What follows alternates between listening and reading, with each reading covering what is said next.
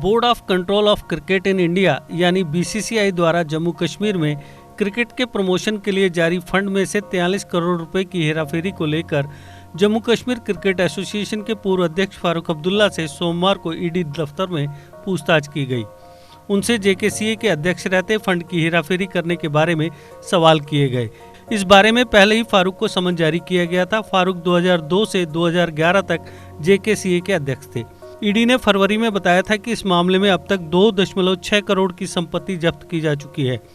Money laundering कानून के तहत जेकेसीए के पूर्व ट्रेजरर एहसान अहमद मिर्जा और फाइनेंस कमेटी के अध्यक्ष मीर मंसूर गजनफर की संपत्तियां जब्त की गई थी। ईडी ने इस मामले की जांच सीबीआई की ओर से दर्ज मामले के बाद शुरू की थी। इसमें एसोसिएशन के पूर्व अकाउंटेंट गुलजार अहमद बेग और फारूक अब्दुल्ला को भी आरोपी बनाया गया था। ईडी की जांच में यह पाया गया कि फाइनेंशियल ईयर 2005, 2006 से 2011, 2012 तक जेकेसीए को बीसीसीआई ने 94.06 करोड़ रुपए का फंड दिया गया। यह फंड 3 अलग अलग बैंक खातों के जरिए दिया गया था। हालांकि इसके बाद भी जेकेसीए के नाम से कई अलग अलग बैंक खाते खोले गए और उसमें फंड से मिले पैसे ट्रांसफर किए गए।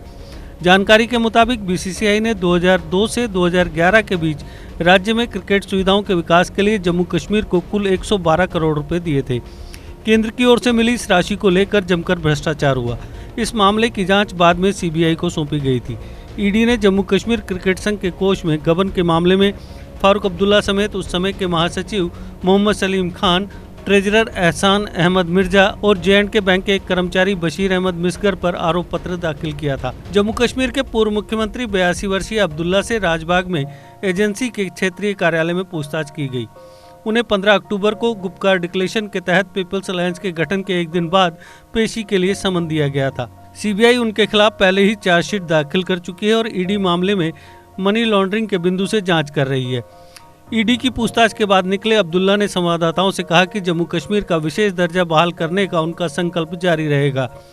उन्होंने मीडिया कर्मियों से कहा, एक बात याद रखिए, हमें लंबा सफर तय करना है, यह लंबी लड़ाई है। उन्होंने कहा, हमारी लड़ाई जारी रहेगी, चाहे फारूक अब्दुल्ला जिंदा रहे या उसकी मौत हो जाए। हमारे संकल्प में बदलाव नहीं आया है और हमारे संकल्प में तब भी बदलाव नहीं आएगा जब मुझे फांसी पर भी लटका दिया जाएगा। उन्होंने कहा, यह केवल फारूक अब्दुल्ला या नेशनल कॉन्फ्रेंस की अकेली लड़ाई नहीं है, यह लड़ाई सभी लोगों की है। ईडी की पूछताछ के बाद खिन्न दिख रहे अब्दुल्ला ने संवाददाताओं से कहा, मैं चिंतित नहीं हूं, आप क्यों चिंतित हैं? मुझे बस इस बात का अफसोस है कि मैं अपना दोपहर का भोजन नहीं कर सका क्योंकि इसे मैं साथ नहीं लाया था। उन्होंने कहा कि ईडी अपना काम कर रही है और वह अपना काम कर रहे हैं। ईडी अधिकारियों ने कहा कि मनी लॉन्ड्रिंग प्रिवेंशन एक्ट के तहत अब्दुल्ला का बयान दर्ज किया जाएगा। लोकसभा सांसद तथा जेकेसीए के पूर्व अध्यक्ष अब्दुल्ला से इस मामले में पिछले साल जुलाई में भी चंडीगढ़ में पूछताछ की गई थी। उनसे संघ में हुई कथित धोखाधड़ी के समय उनकी भूमिका और उनके द्वारा लिए गए निर्णयों के बारे में पूछताछ की गई थी। ईडी ने सीबीआई की प्राथमिकी के आधार पर यह मामला दर्ज किया है। सोमवार को फिर से ईडी की तरफ से फारूक को पूछताछ के लिए बुलाया गया ताकि इस मामले को आगे बढ़ाया जा सके। आपको बता दें कि फारूक अब्दुल्ला पिछले दिनों उस समय चर्चा में आ गए थे जब उन्होंने बयान दिया था कि जम्मू कश्मीर में स्पेशल दर्जे की वापसी के लिए चीन को बीच में आना चाहिए। इसके बाद फारूक अब्दुल्ला ने महबूबा मुफ्ती के साथ गुपकार डिक्लेरेशन को लागू कराने के लिए एक गठबंधन भी किया। फारूक अब्दुल्ला से सोमवार को हुई पूछताछ के बाद उनके बेटे उमर अब्दुल्ला तथा महबूबा मुफ्ती ने इस पर बयान दिया। कहा गया कि उन्हें अब इस तरह से डराया जा रहा है, केंद्र सरकार अपने सिस्टम का इस्तेमाल करके डरा रही है। दोनों नेताओं ने कहा कि वह गुपकार बैठक से पीछे हटने वाले नहीं हैं। इस पर काम किया जा रहा है, आने वाले दिनों में फिर से बैठक की जाएगी। फारूक के बेटे और पूर्व मुख्यमंत्री उमर अब्दुल्ला ने कहा, मेरे पिता के घर पर कोई छापेमारी नहीं की गई। उन्हें ईडी ने पूछताछ के लिए बुलाया है, यह कुछ और नहीं बल्कि राजनीतिक बदले की कार्रवाई है। गुपकार डिक्लेरेशन के लिए गठबंधन बनाने की वजह से ऐसा किया गया है। राज्य में मुख्यधारा के राजनीतिक दलों के नवगठित संगठन पीपल्स अलायंस ने इसे एक बदले की राजनीति करार दिया। फारूक अब्दुल्ला के बेटे उमर अब्दुल्ला ने ट्वीट किया, यह कुछ और नहीं बल्कि गुपकार डिक्लेरेशन के तहत पीपल्स अलायंस के गठन के बाद की जा रही प्रतिशोध की राजनीति है। अन्य नेताओं ने भी इस मामले पर प्रतिक्रिया दी है। पीपल्स कॉन्फ्रेंस के नेता सज्जाद लोन ने भी कहा कि यह कदम राजनीतिक प्रतिशोध को दर्शाता है। जम्मू कश्मीर में मुख्यधारा के राजनीतिक दलों के हाल ही में बने गठबंधन पीपल्स अलायंस ने अब्दुल्ला से ईडी की पूछताछ की निंदा की और इसे देश में असंतोष तथा असहमति की आवाज को दबाने के लिए केंद्र की बदले की राजनीति का हिस्सा बताया। पीपल्स अलायंस ने एक बयान में कहा कि इस तरह की चालें जम्मू कश्मीर का विशेष दर्जा बहाल करने के संगठन के संकल्प को प्रभावित नहीं करेंगी।